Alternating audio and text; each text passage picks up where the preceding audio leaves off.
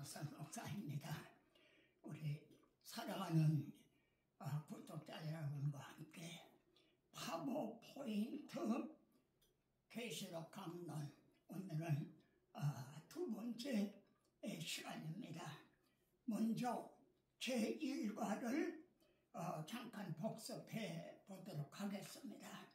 계시록은 요한복음의 이 복음에 확고한 사람에게 주어진 것이다. 또 계시록은요, 이 복음을 위해서 힘써 싸우는 사람들, 그리고 고난을 당하는 사람들에게 위로하고 격려하기 위해서 주어진 것이다. 그래서 우리가 아래를 내려다보면 불같은 환난인 거죠. 요한을 높은 산에 데리고 올라가서 하늘로부터 내려오는 새 예루살렘, 미래에 대한 비전을 보여주신 것, 이것이 요한계시록이다. 베드로도 주님을 바라볼 때는 성난 파도 위로 걸어갈 수가 있었지만 아래를 내려다볼 때 파도를 보자 빠져들어간 거죠. 그러므로 계시록의 사람은 원시한다, 멀리 바라본다는 거죠.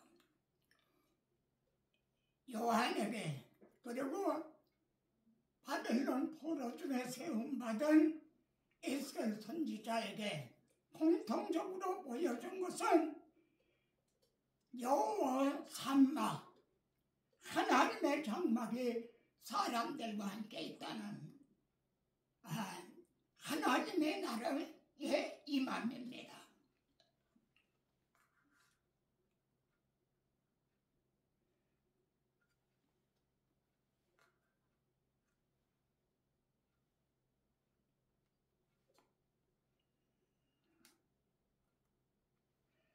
자, 1과에서 제가 부탁한 과제가 있었죠. 7 교회에게 공통적으로 하신 말씀이 뭔가, 그 핵심적인 말씀이 뭔가.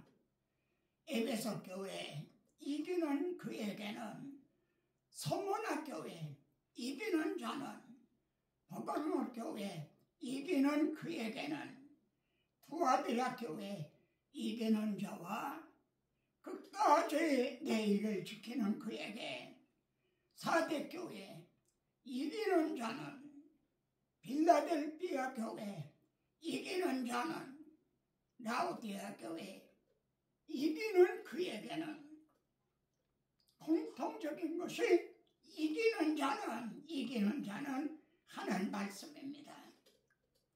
여러분, 그러면 왜 7 교회를 향해서 이기는 자는 하시는가?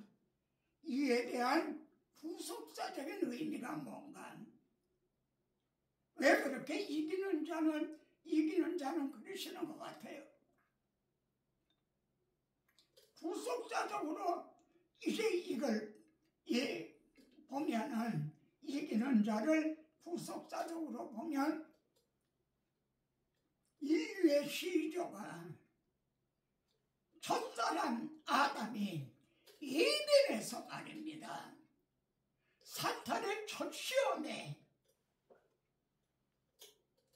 실패했기 때문입니다. 그래서 하나님은 자기 백성을 잃어버리셨죠. 그래서 이기는 자는 하시는 겁니다. 주님이 잃어버린 자를 찾아가 오셨죠. 주님은 광야에서 40일을 금식하신 후에 마귀의, 사탄의 첫째, 둘째, 셋째, 세 시험을 다 이기셨죠. 주님은 다락방 강화에서 마지막으로 하신 말씀이 너희가 세상에서는 환난을 당하나 담대하라. 내가 세상을 이기었노라. 그러면은 우리 주님은 무엇으로 세상을 이기셨나요? 골로새서 2장 15절에서는 십자가로 그들을 이기셨나니라.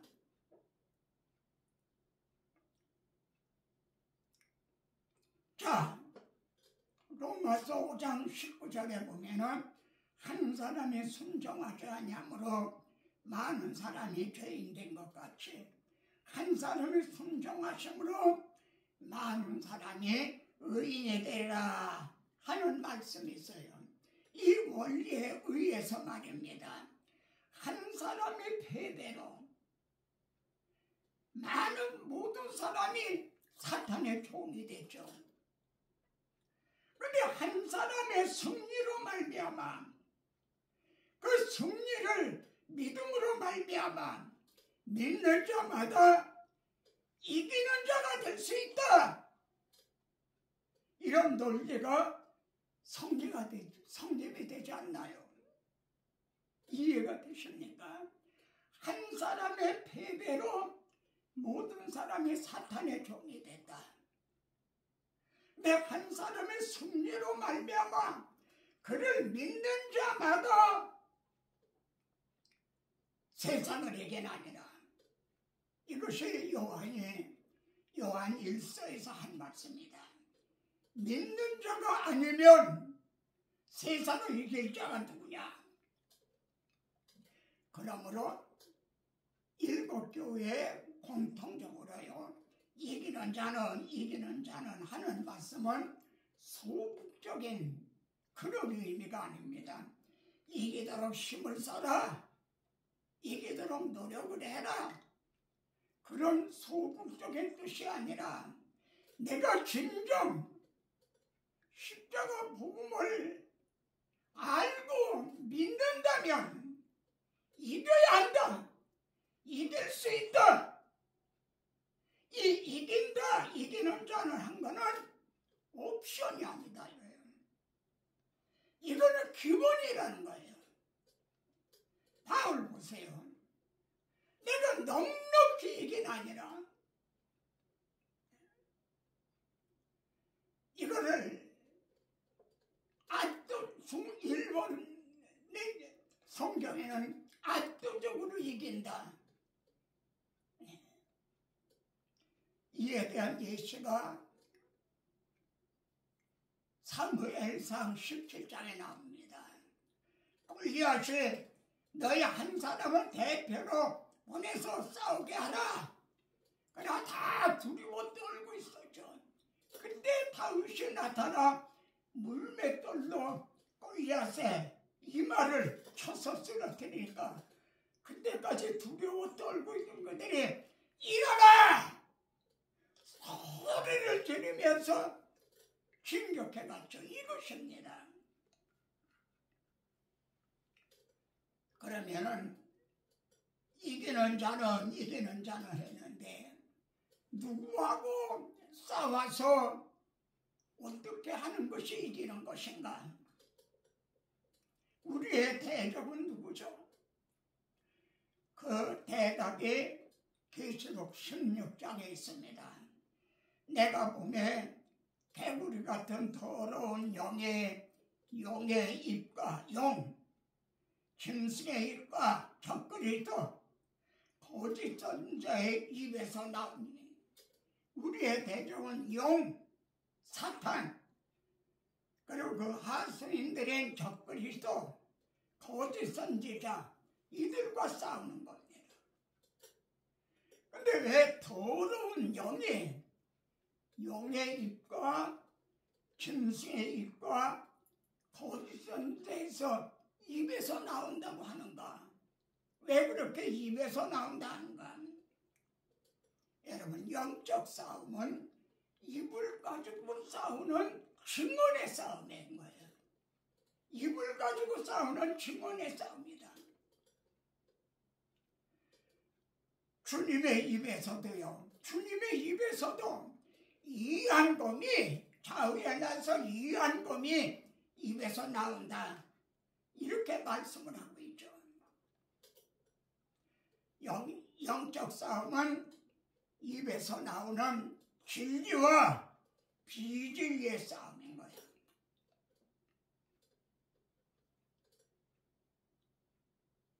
그리고 성령과 악령의 싸움인 거예요. 입을, 영적 전쟁은 입을 가지고 싸우는 증언의 싸움인데, 입에서 진리가 나오느냐 비진리가 나오느냐, 그와 함께 성령이 역사하시느냐 악령이 역사하느냐, 이것이 영적 싸움이다 이거예요. 그래서 계시록을 보세요. 7교회에다 편지하라 그러셨죠. 그럼 편지를 하는 송신자, 편지를 보내는 송신자는 누구신가요? 예수 그리스도세요. 7교회 모두 예수 그리스도가 편지를 보내는 송신자예요. 그런데 주목해 보셨습니까? 마지막에 이기는 자는 할 때는 성령이 교회들에게 하시는 말씀을 들을지어다. 그때는 성령이 말씀한다는 거예요. 성신자는 예수 그리스도신데 마지막에 이기는 자는 하는 거는 성령이 교회들에게 하시는 말씀이라는 거예요. 왜 그렇습니까?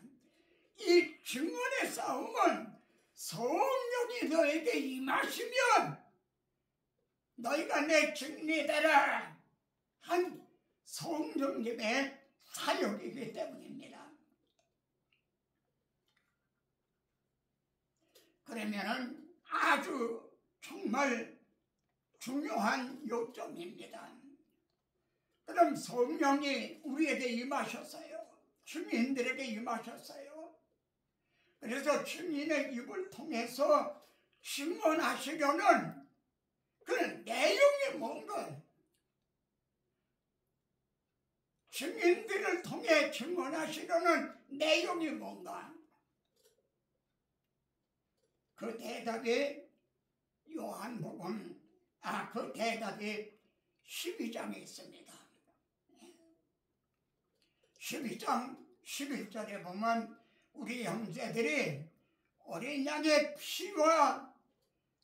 피를 증언하는 말씀으로 그들을 이겼으니, 어린 양의 피를 증언했다. 즉 십자가 복음을 증언했다는 거예요. 이걸 증언함으로 그들을 이겼다. 즉 영과 그리고 짐승 적그리스도와 거짓 선지자, 그들을 이겼다. 그들은 이를 증언하기 위해서 죽기에 이르러도 그 생명을 아끼지 않았다. 죽도록 충성했다는 것이죠.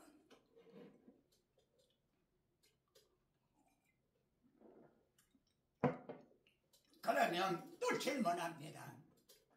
어찌하여 어린 양의 피, 십자가 복음을 증언해야 되나요?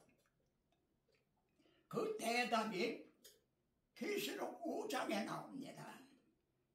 울지 말라.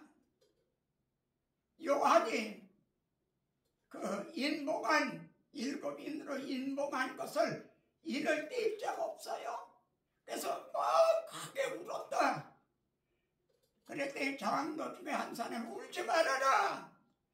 유다 지파 사자 다윗의 뿌리가 이겼으니, 이겼다. 울지 말아라. 바로 예수 그리스도가 이겼다는 거예요. 그러면은 주님은 어떻게 이기셨나요? 십자가로 승리하신 거예요. 주님의 육신을 입고 오셔서 죽으셨어요. 만약 죽으신 것이 끝이라면 패배한 거야 되는 거죠. 근데 사망 권세를 이기고 무덤을 깨치고 부활을 하셨어요. 그래서 이기셨다는 거예요. 그러므로 주민들은 어떻게 이길 수가 있나? 우리 대장 예수 그리스도께서 십자가로 이기셨어요. 그리고 우리는 우리의 대표자 예수 그리스도께서 이겨놓으신 싸움을 싸우는 거예요. 다른 싸움을 싸우는 게 아니에요. 그러면 우리들도 십자가 복음, 어린 양의 피, 이를 증언함으로 이길 수가 있는 거죠. 오늘날 우리 한국교회가 그리고 현대교회가 세계 모든 교회로 왜 무기력한 상태에 빠지게 되는가? 이 십자가 복음, 어린 양의 피, 이거를 잃어버렸기 때문에 아닌가? 그러면 여러분, 십자가 복음을 전함으로 이길 수가 있다. 그 구체적인 의미가 뭔가요? 여러분, 십자가 복음을 전해요. 그러면 어떤 일이 일어나는가요? 허물과 죄로 죽었던 자들이 거듭나는 일이 일어난단 말이에요. 십자가 복음을 전할 때 허물과 죄로 죽었던 자들이 살아나는 거예요.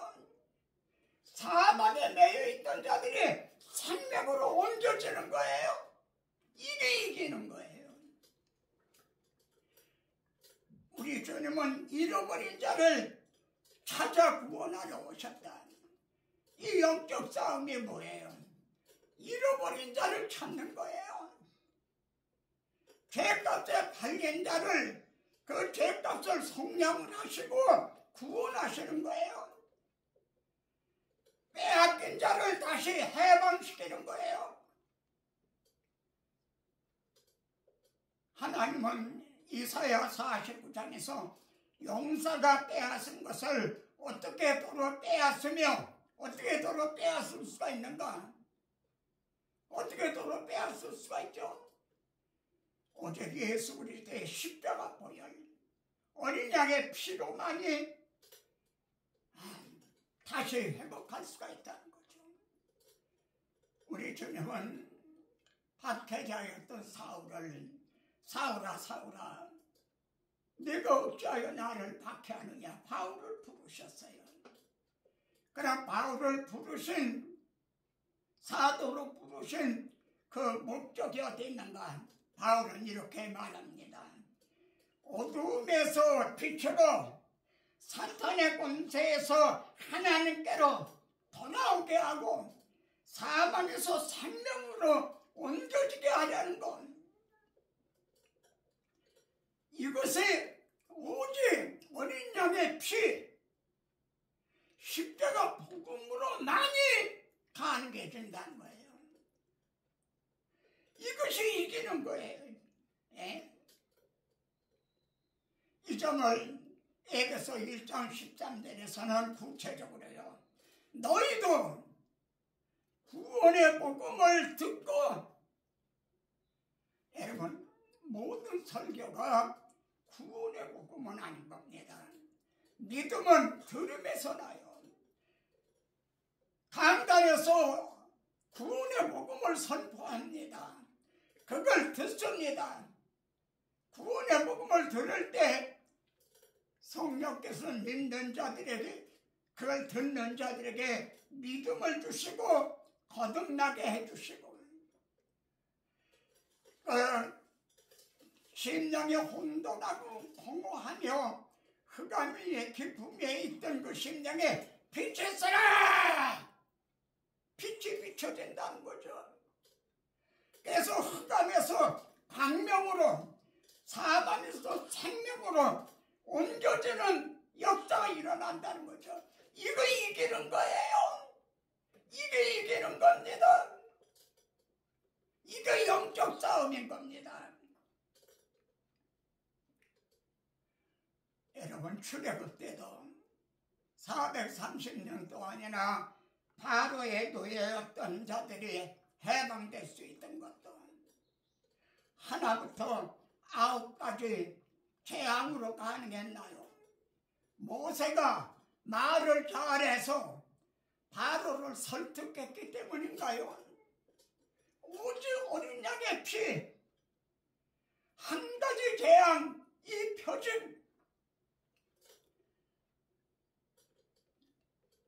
바울은 고린도전서 2장 4절에서 내 말과 내 전도함이 내가 설교할 때 혹은 내가 이곳저곳 보내서 복음을 전할 때 설득력 있는 지혜의 말로 하지 않았다.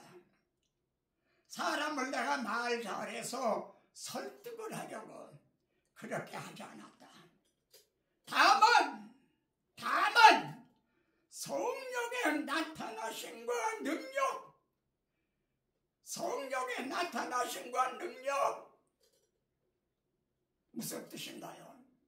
허물벗기로 죽었던 자들을 다시 살릴 수 있는 것은 오직 성령의 고유 권한이에요.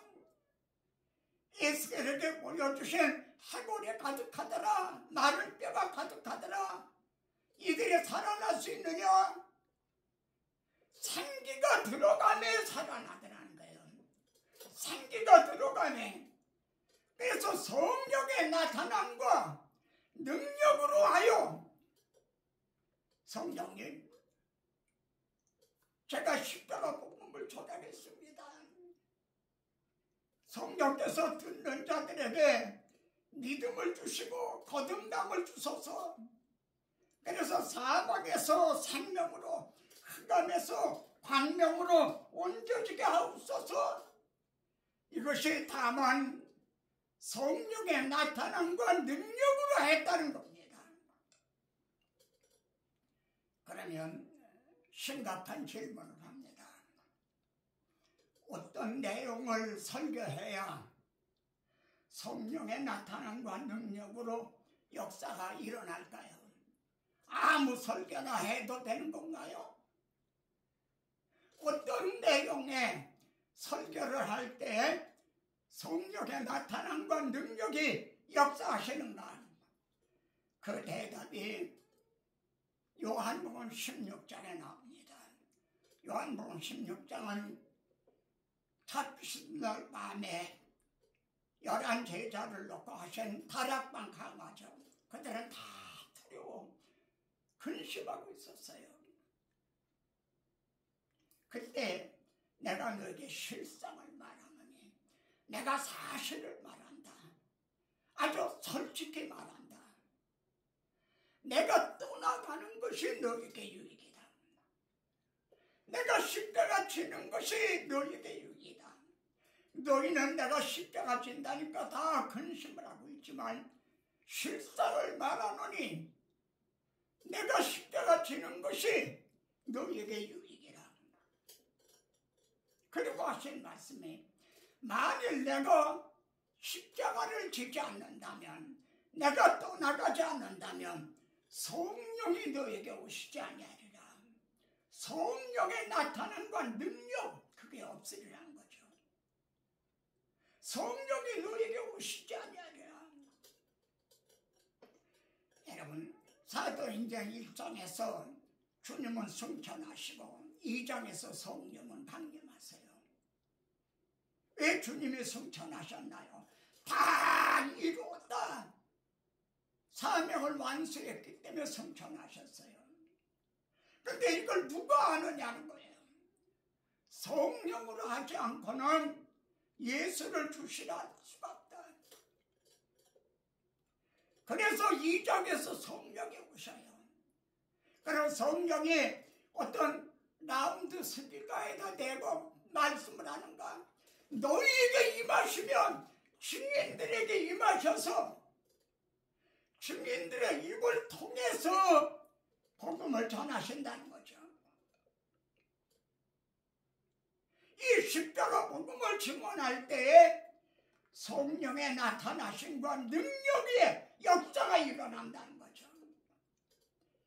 그래서 너의 믿음이 사람의 귀에 있지 아니하고 교회 프로그램에 있는 게 아니고 하나님의 능력이 있게 하렵니다.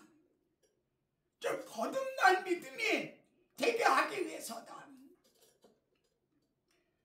자, 파워포인트 계시록 강론 제가 도발을 합니다. 바울은요, 우리 복음이 너에게 말로만 이룬 것이 아니다. 내가 복음을 전할 때 말로 설득을 해서 너희가 예수 믿게 된 게 아니다. 말로만 이룬 것이 아니다. 물론 복음은 말씀으로 전한 거죠. 그런데 말로만 이룬 것이 아니라 뭐라고 그랬어요? 이제 능력과 성령과 큰 확신으로 된 것이 자신의 복음을 전할 때에 그때 허물과 죄로 죽었던 자들이 살아나는 능력이 일어났다는 거예요. 그리고 나는 이 복음을 위해서 죽어도 좋다. 내 목숨을 여기다가 건다. 이런 확신으로 임했다는 거예요. 그러면은 여러분 성령도 악령도 역사하지 않는 설교를 해요. 설교를 하는데 성령에 나타나신 건 능력으로 역사하는 설교 그렇지 않은 설교가 있을 거 아니에요. 그러면은 설교를 하는데 성령도 역사 안 하죠. 악령도 역사하지 않는 그런 어떤 중간지대 진공상태 우리나라 식으로 비무장지대 이런 게 있는가요? 한번 대답해 보세요. 설교를 하면 성령이 나타나신 건 능력으로 역사하든지 아니면 악령이 역사하든지 둘 중에 하나가 아닌가요? 성령이 나타나지도 않고 악령도 나타나지 않는 그런 중간지대, 진공상태, 비무장지대가 있느냐고 지금 도발하고 있는 겁니다. 영적 논리로 하면요, 두 길, 두 민, 두 진영 중에 하나예요. 성령이 나타나신 건 능력으로 역사하는 설교이든지 악령이 나타나서 역사하는 설교이든지 둘 중에 하나라는 겁니다. 얼마나 이건 엄청난 도발입니까? 계시록 강론 오늘의 파워포인트는요, 첫째, 이기는 자는 구속사적인 의미가 뭐냐?